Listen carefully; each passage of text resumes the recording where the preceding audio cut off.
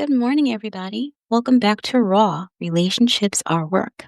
I'm Tara, and today we're going to talk about something that can be really heart wrenching, and that is that feeling of always being on the outside looking in. I don't just mean missing out on a party or not being invited to join a group chat or something like that. I mean the deeper ache of when it feels like your whole life has been lived just outside the circle.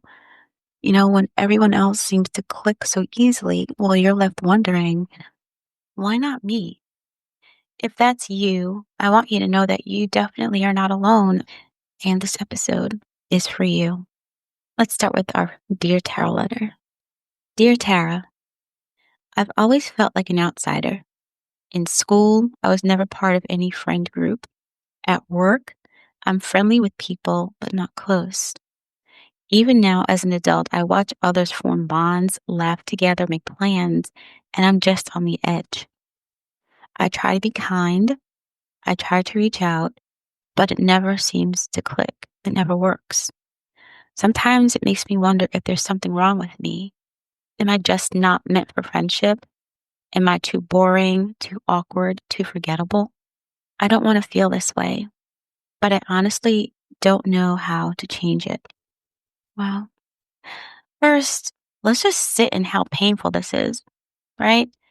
This isn't just loneliness, it's the story you start to tell yourself about who you are. When exclusion becomes a pattern, it can turn into identity. Like you're thinking, I'm the outsider, I don't belong, I'm not enough. But here's the thing, that identity isn't the truth of who you are. That's your wound talking. As humans, we're wired for belonging. God designed us for connection. So when it feels missing, that ache is so real. But sometimes the problem isn't that everyone else sees us as unworthy. Sometimes we're looking through a lens shaped by self doubt and past rejection. When you already feel like you're not wanted, every interaction can feel like proof. You get a late reply to something, you start thinking they don't care. You feel like you're not being invited, so you feel like I'm invisible. There's a quiet moment in a conversation, and you think, they think I'm boring or weird. But what if those aren't the only explanations? What if the late reply is just busyness, or the missed invite is an oversight, or the quiet is comfort rather than judgment? Right? When we project our fear of rejection onto others, we build walls that keep people at a distance, which is the very thing that we are longing to break. When we carry feelings of unworthiness, we tend to assume that others see us the same way. But often, more often than not, those thoughts are our own fears speaking louder than the truth. So, how do we shift the lens? How do we reframe the story? Well, let's try some examples. Instead of nobody likes me, maybe that becomes not everybody is going to connect with me, but some people will, and that's enough. Or instead of I'm always left out, what if that becomes sometimes I might be overlooked, but sometimes I haven't spoken up about what it is I need or want? Instead of I'm the problem, what if that becomes I have value? Maybe I just haven't found the people who see it yet. And this isn't me trying to promote like a toxic positivity. It's about loosening the grip of those old narratives so you can step into new, right? New possibilities. So once you've loosened that old story, what do you actually do? Well, here are a few ways you can start shifting things. Let's start with maybe small talk. Deep friendships usually grow one on one, not in big groups. Instead of chasing a circle, focus on nurturing a single connection. Then you could check your lens. When you catch yourself assuming rejection, why not pause and ask, what else, you know, could be true here instead? Another thing you could do is to use your voice. Sometimes people just don't realize, right? Sometimes they just don't realize. A simple, hey, I'd love to be included next time. Or, hey, that sounds interesting to me. Something like that can open doors. You could maybe create the space that you want. You host an invite. You invite somebody to go out for coffee. You invite somebody to go for a walk. You start the group you wish existed. Don't wait to be chosen. Choose to build and do the deeper work. If this outsider identity feels cemented, like rooted in you, therapy, maybe journaling can help untangle projection from reality. Healing your self worth makes space for connections to grow because you're loosening up that hardened soil, right? And another thing that I've been thinking a lot about is maybe practicing extroverted behaviors because sometimes when we're keeping quiet on the outside, it's because we're we're shy, we're introverted. Sometimes for some people that can be a real thing. And I would say like, again, practice extroverted behaviors. I know that sometimes when you've always felt like the outsider, the safest thing to do is just to step back, to retreat. But here's the thing, belonging doesn't happen without risk. So, one strategy some people find helpful is to borrow a little extrovert energy. You don't have to change who you are, but you can try acting as if. Start a conversation, even if it feels awkward.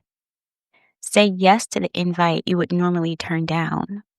Put yourself in a circle instead of waiting for somebody to pull you in.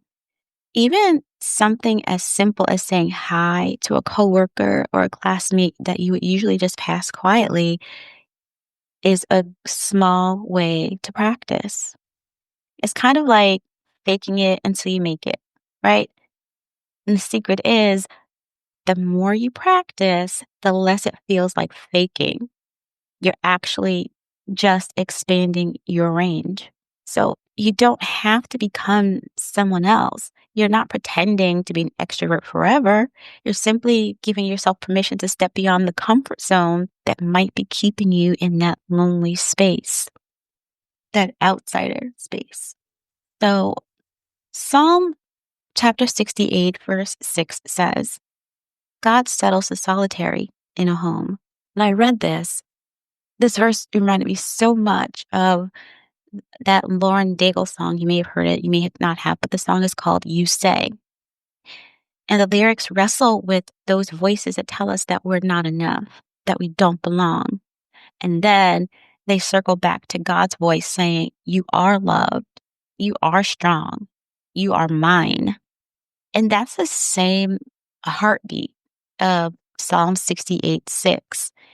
Even if human circles fail us, even if we've been overlooked or left out, God says, I have a place for you. And that truth is the foundation. From there, we can start building, not from desperation, but from knowing our worth and knowing that we're already chosen, no matter what happens out there.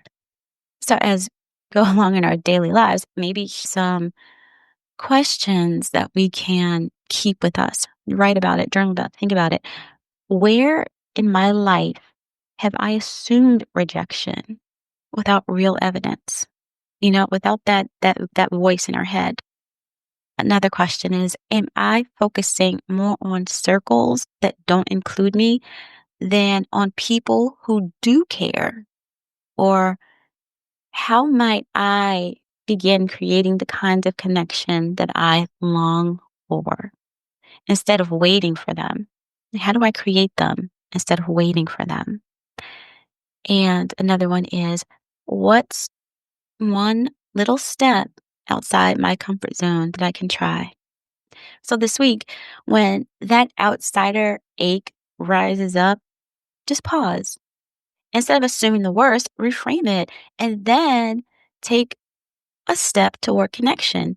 Send a text, ask a question, or simply be the first to smile and say hello. Small steps won't fix everything overnight, but they do plant a seed, and seeds grow, especially when they're nurtured. Guys, belonging is one of our deepest needs. And when it feels out of reach, it can wound us so, so deeply. But relationships are work. And part of that work is challenging the lies we believe about ourselves, softening the walls that we've built, and daring to reach out again and again and again. Belonging doesn't always mean having a crowd of friends either. Sometimes one or two deep connections are enough. And when human circles fail us, God's voice is still steady. You are loved. You are mine. I have a place for you.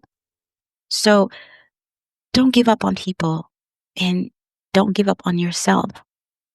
If this episode stirred something in you, share it.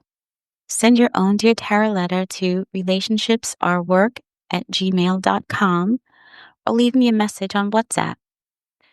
And as always, you can shop my journals, check out my co-hosted podcast, Unfiltered Perspectives, or stay connected at linktree/revealyou.